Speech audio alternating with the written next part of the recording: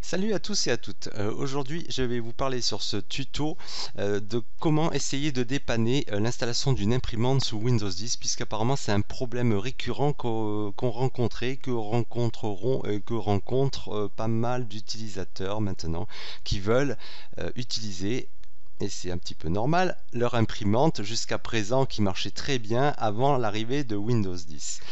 Donc je vais aller jeter un petit œil sur l'ordinateur de ma chérie pour montrer déjà l'installation d'une imprimante sous Windows 10. Alors ça vous paraît peut-être complètement stupide, mais apparemment c'est infernal. Donc nous, ça s'est passé relativement bien avec l'ancienne imprimante qui marchait très bien sous Windows 7, qui est une Epson SX400 avec des fonctions de numérisation. Donc pour installer une imprimante sous Windows, de base, on va évidemment panneau de configuration, périphérique imprimante. Vous voyez bien que l'Epson Stylus SX400 est bien installé. Alors, pour ceux qui n'ont pas cette icône, parce qu'évidemment, ils n'ont pas encore procédé à l'installation, alors il y a toujours la possibilité de faire ajouter une imprimante. Vous avez branché l'imprimante en port USB, en supposant. Parce que là, bon, je n'évoque pas les imprimantes en Wi-Fi, hein. Voilà, on part sur un port USB, hein. Puis les ondes, c'est le mal. Voilà, moi je vous le dis, les ondes partout, le Wi-Fi, c'est le mal. C'est le mal à la tête aussi. Enfin, voilà, donc vous voyez, ça patine un petit peu. Bon, l'imprimante souhaitée n'est pas indiquée. Alors, vous avez la possibilité, donc, soit évidemment d'avoir la chance que Windows 10 détecte votre nouveau matériel, enfin nouveau, votre imprimante connectée, hein, il faut bien l'allumer évidemment. Alors, en cas d'échec, alors la solution classique, ça serait d'aller chercher les drivers sur le site du fabricant. Alors, par exemple, dans mon cas, je tape Epson FR. Voilà. On va au support. Donc, pour les autres qui ont des marques d'imprimantes différentes, vous allez sur Canon, vous allez sur je ne sais quoi comme marque, hein, voilà. Vous tapez le modèle 400 qui retrouve. Donc, il va afficher la page en rapport. Voilà. Donc avec la page de support et de téléchargement, vous sélectionnez le système d'exploitation. Donc c'est la bonne nouvelle, il accepte, hein, il a des drivers qui sont compatibles Windows 10 64 bits, 32 bits. Voilà. Et vous téléchargez donc le pilote ici, qui apparemment ne date pas d'aujourd'hui, ni de l'année dernière, ni de l'année d'avant. 24 octobre 2012, bon c'est pas grave, apparemment ils sont compatibles. Donc vous téléchargez ces pilotes, les derniers pilotes que vous voyez à disposition sur le site du constructeur, et vous retapez l'installation. Vous lancez carrément le fichier d'installation du pilote, s'il en a un setup.exe ou un install.exe. Voilà, ça c'est une possibilité. Après, parlant de ceux qui avaient upgradé Windows 10 à partir d'un Windows 7 ou Windows 8, effectivement, les pilotes étaient déjà installés et ils ont pu rencontrer des soucis. Le conseil que l'on donne actuellement, c'est de... Ils sont toujours dans le panneau de configuration, dans le panneau de désinstallation aussi. Vous désinstallez les anciens pilotes pour effectivement refaire la procédure que je vous ai décrite en allant télécharger les derniers drivers ou pilotes à disposition si vous avez de la chance. Alors pour désinstaller une imprimante, hein, vous allez aussi dans le panneau de configuration pour désinstaller et après, par sécurité, vous cliquez droit dessus et vous faites aussi supprimer le périphérique. Voilà, ça fera disparaître cette icône. Voilà un point. Voilà, on ne va pas revenir. Salut, ça c'est mon chat, hein, c'est son clone, Bilbo le Hobbit. Le mien, il n'a pas les yeux aussi jaunes, mais c'est à peu près la copie conforme. Voilà. Il a l'air assez anxieux du déroulement des opérations. Donc, vous en foutez. Je vais vous montrer aussi un lien à partir de mon ordinateur par contre. Voilà, que je vous mettrai dans la description. Voilà, on va les récupérer sur cette adresse. Un fichier ici, là, qui s'appelle printer diagnostic 10.diag.cab. Voilà. Donc, une fois que vous aurez récupéré ce fichier, qui est tout petit, vous pouvez toujours tenter votre chance en lançant donc voilà, cet outil de diagnostic qui pourrait peut-être résoudre vos soucis et qui est en fait proposé par Microsoft. Alors je peux vous dire que pour le trouver, celui-là il est super bien caché, hein. Vous le googlez, je sais pas, je me rappelle plus, hein, voilà, j'ai réussi à trouver une adresse où il est, mais sinon il est introuvable, hein, ce truc.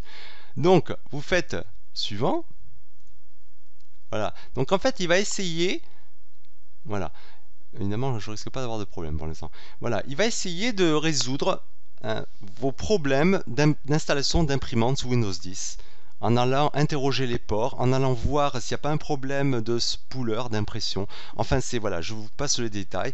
Il va essayer de corriger ce qui ne se passe pas. Voilà.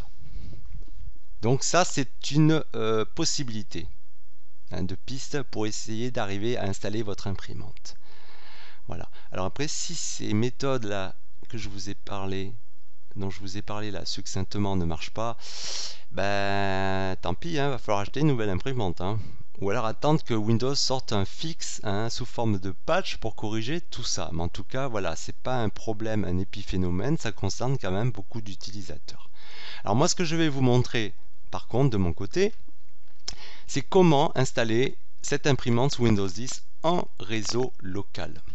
Donc, on va aller dans Panneau de configuration, on va aller à Matériel audio, on va aller à Périphérique et imprimante, voilà, pour s'apercevoir qu'évidemment, je n'ai pas d'imprimante.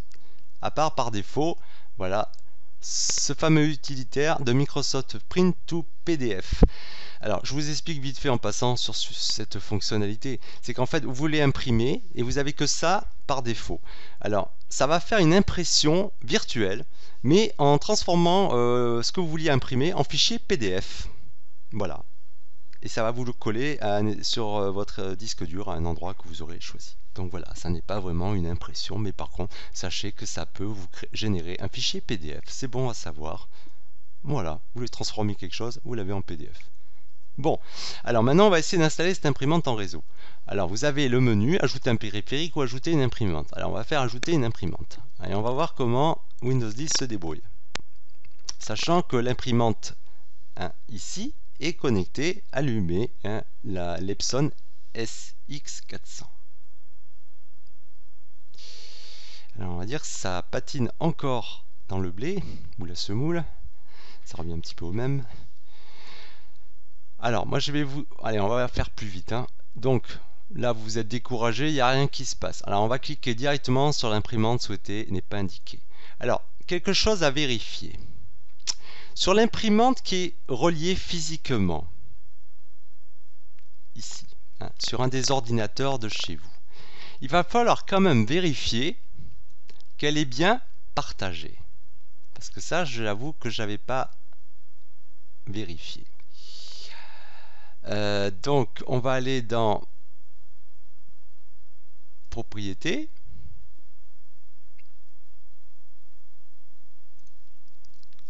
Alors, c'est pas ici. Voilà, je vous dis, c'est un peu la croix et la bannière, hein, ces trucs sous Windows, hein, quand même. Ah, voilà, propriété ici. Alors, c'est même pas le propriété d'en bas. Vous avez vu un peu la différence. C'est propriété au milieu, hein. C'est vous dire si la chose est vicieuse, quand même. Bon, donc, vous avez plusieurs onglets, et dont celui de partage. Alors, ben, vous voyez, elle était cochée, voilà, par défaut à partager, avec le modèle que vous pouvez renommer différemment. D'accord ?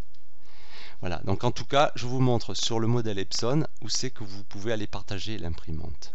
Une chose à vérifier aussi, vous allez dans le centre réseau partage, donc c'est l'icône de connexion Ethernet. Vous cliquez droit, vous faites ouvrir le centre réseau et partage, vous allez dans modifier les paramètres de partage avancé.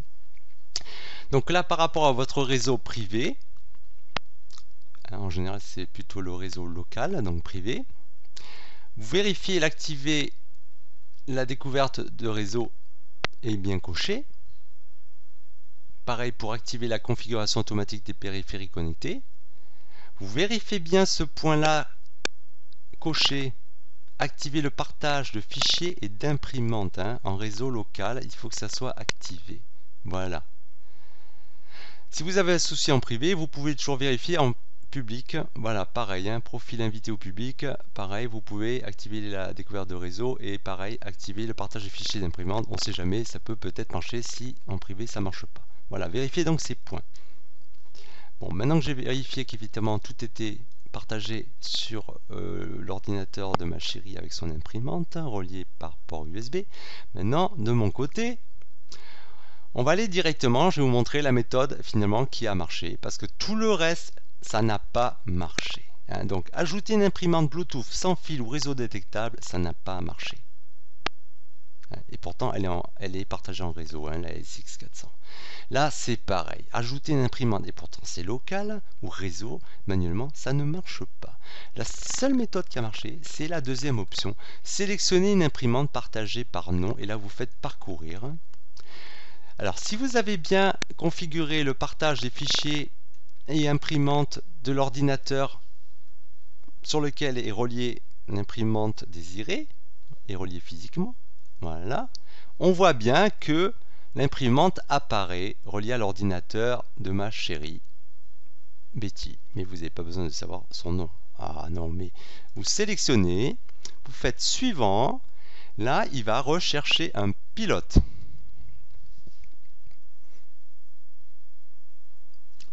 Donc vous attendez un petit peu parce que soit il va le récupérer sur internet ou alors il va le récupérer dans une base de données cachée dans les différents sous répertoires de Windows.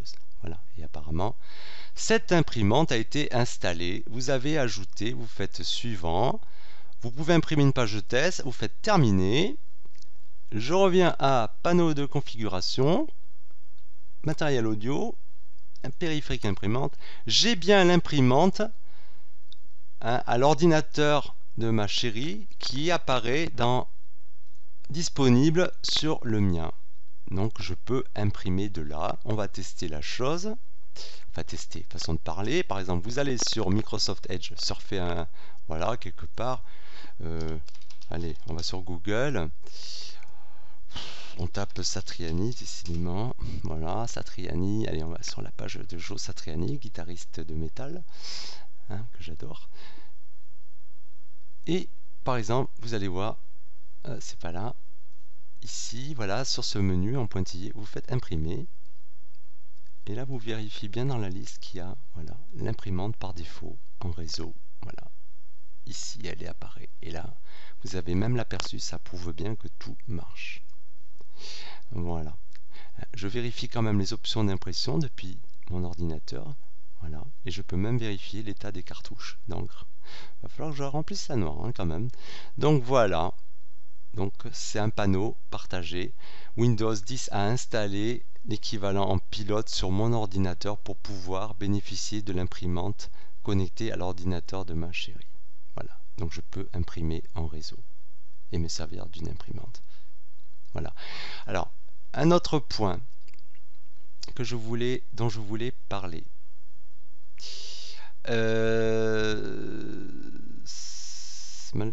Alors évidemment on a été déconnecté. Voilà. Donc je reviens sur l'ordinateur de mon ami. Il y a quand même, je veux revenir par rapport à cette petite parenthèse rapidement. Pas mal d'utilisateurs en ayant installé une imprimante, alors spécifiquement Epson, je ne sais pas pour les autres marques, ont remarqué qu'ils ne pouvaient plus scanner. Enfin, ils ont cru qu'ils ne pouvaient plus scanner. Parce que le pilote sous Windows 10 d'Epson installe évidemment une icône, comme vous connaissiez auparavant, sur le bureau, par exemple, hein, une icône de l'imprimante. Mais Epson installait aussi avant une icône scanner, Epson, qui n'apparaît plus. Et c'est là où ça a trompé quand même pas mal de gens qui se sont dit je peux plus scanner avec mon imprimante alors qu'elle a cette fonctionnalité. Alors le mystère, je l'ai résolu, je ne sais pas si d'autres sûrement.